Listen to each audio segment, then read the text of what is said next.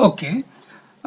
In this one, we will see what are the factors which influence the decision. Means you are taking a maintenance work next week. So what type of decisions you are going to make, and what decisions will depend upon which factors. We will see one by one. Okay.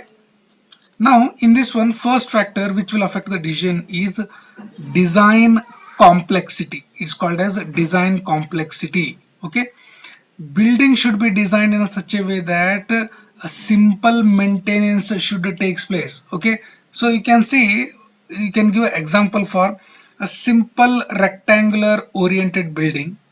One thing, one case. In the second case, it is architecturally inclined columns, chajjas projecting outward, inward, very beautiful looking. So design complexity in the second case, which is architecturally design, is very severe or highest.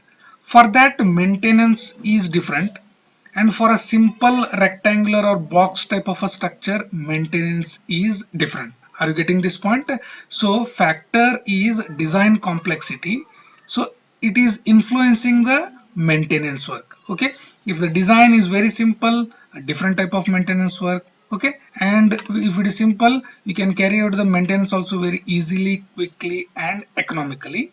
More cost is incurred for a different or architecturally designed building. Okay, that is the design complexity factor. In this one, we can say faulty design. Faulty design means what? It includes all defects that were caused during the early stage of design. Example I can give: for a road, very district highway or national highway, something like that, we can take an example. Generally we go for M40 grade concrete, M40 grade concrete, or in the bottommost subgrade will be there, it should be compacted. Above that, dry lean concrete or DLC you can say, and above that one PCC or this M40 grade pavement quality concrete PQC is laid. If your design is itself 40, you are not providing a proper subgrade which is not compacted.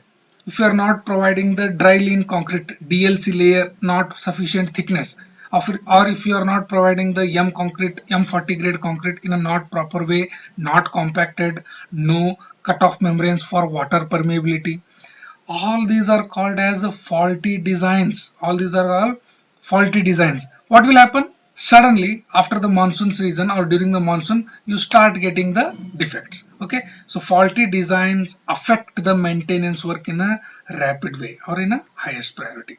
For instance, in this one case, when designer ignores the spacing of contraction and expansion movement, such movement causes cracking of the structure, which eventually result in a fracture in pipes, joint failures. I can relate this example for highway only. What is happening here is, what is happening for a large span of a slab, you can say, for a building also you can take it. For slab, if it is more than 30 meter or if it is more than 10 meter continuous slab is there, then you should provide a proper contraction joint or expansion joint. For what reason you are providing that one? When during the summer or winter, temperature change will be there. So during the temperature increase, concrete also expands such a way that it will create what? Tensile stresses or compressive stresses. If you are not providing joints, then these stresses will get increased and it will cross the strength pattern. So once strength is crossed, obviously cracks are going to come. Okay, so that is why these are called as faulty designs. In the design itself, you should make a precautionary measure. Okay, cracks are obviously going to come in a slab if you are not provide proper joints, and joints should be filled with resinous material such that they are compressible during summer and expandable during winter or temperature changes. Faulty design factor.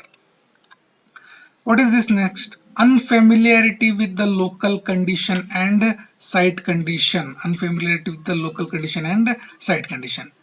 The designer should have an idea about the building location, type of plants and insects in the existing area. So you are constructing a building. So you can take a two type of location. One near a forest area another near a dry area such as any deserted area. Obviously, in the rainy season, more insects will come in the forest area. Obviously, in the rainy season or in the monsoon or in any type of season, the building is going to face a heavy plants and insects near the house. So whether that condition is considered during the design, you have to check. You have to check. See, building maintenance service. See, these plants and insects cause a very peculiar problem. See, insects means they will start depositing or growing on the slab. So once that slab is spreaded with these algae or lichens, what will happen? The water stagnation problem will come into picture.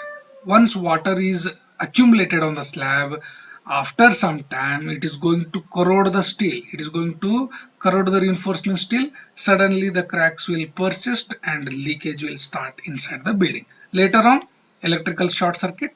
Later on, paints will start getting peel off and it will get unhygienic to live. Okay, that is the okay.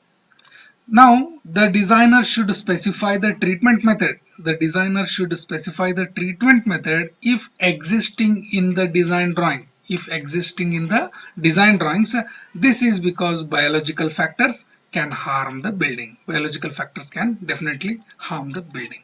Okay, and it will lead to continuous maintenance. Once fungus, algae develops on the slab, it will not suddenly go. If you go for chemical treatment, then only it will vanish. Okay, so apart from that, plants, insects, you should also look for soil condition. You should also look for soil condition, whether that soil is going to settle during during summer, and in the rainy season whether it is going to bulge and it will lead to crack. So such things also should be considered. Okay, material selection does not comply with the client activity. Here comes the specification part. Whatever client insists during the construction or before the construction, you should comply to those requirements. You should comply to those requirements. What will happen if you are not complying? Once the defects comes, you are going to face the problem, because after the construction also client is not going to release the full money in the government work. What is going to happen? Up to defect liability period, that is generally 12 months or 1 year or one monsoon period, till that if any defects are there, the amount withhold such as 5% of your money is still with the client and he is not going to release that one. Okay, so that is a very important point. As a civil engineer or as a primary contractor, you should be aware of the specifications. Okay, so here material selection part should meet the requirement, performance requirement. If he says so 53 grade cement, then on 53 grade cement only. If he says Portland Pozzolana cement, PPC or PSC, Portland slag cement, then you should provide and use that cement only. Okay, like that. Using bad quality material will cause failure, which will requirement replacement, correction, more maintenance work, and your money will be whole. Okay, like that. Selection of inferior materials during the construction stage will cause more problem during the maintenance stage. Very true factor. Okay, therefore selection of material should be in a compliance with performance specification. That is why we have concrete lab, we have BMT lab, such that we are going to conduct the test on that one. If they are according to the specification mentioned, then we can use them. Okay, to minimize the future expense during the maintenance stage. Unqualified maintenance contractor. If you go for economy or if you want to have work done in a very less cost, you generally go for a contractor who doesn't have a proper experience in the specialized area.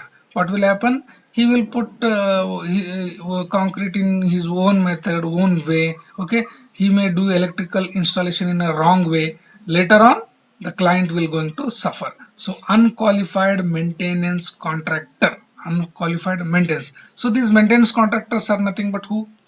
The regular repair work doing persons. Okay, regular repair work doing persons. What we can see, the specialized and well experienced maintenance contractors are important to perform the maintenance work very effectively. Okay, the specialization should be there and experience should also be with him. A good maintenance contractor is a solid performer who knows the cost and knows what he can do or he cannot do, and realizes that his regulations are built upon his past experience. Okay, due to his past experience or his reputations, he only get the contract. So that type of a contractor should be selected as a maintenance contractor, as a maintenance contractor.